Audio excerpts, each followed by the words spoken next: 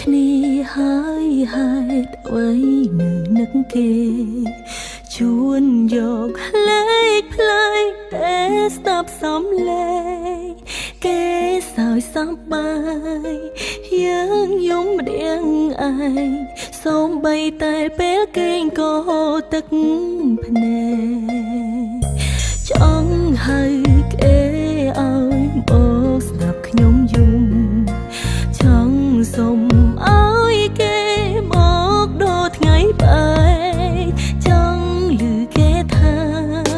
អូនកុំយំពេកឆាប់ផ្អែកស្មាបងមកព្រះនាងតូចយំរាល់ថ្ងៃយំឡើងសោពីខ្លួននាងទៅស្រួលមិនខ្វល់នាងនៅស្ទើរឈួនមើលកំប្លែងទាំងភ្នែកចេះស្រង់ទៅអួតគេដឹងនឹងលួចហួចចិត្តនឹកខ្លួនឯងពេលមិនទាន់មានស្នេហាតួឯកា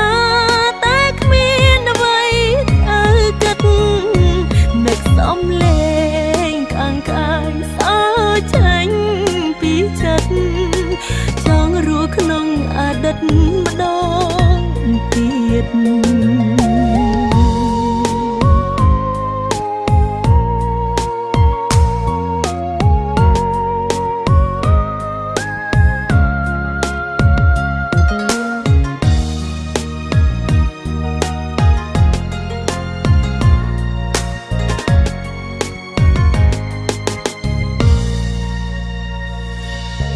បាយគ្នាហើយហេតុអ្វី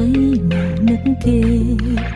ជួនយកលេខផ្លែកតែស្ដាប់សំឡេងគេសើចសប្បាយយើងយំម្ដងឯងសូម្បីតែពេលគេងក៏ទឹក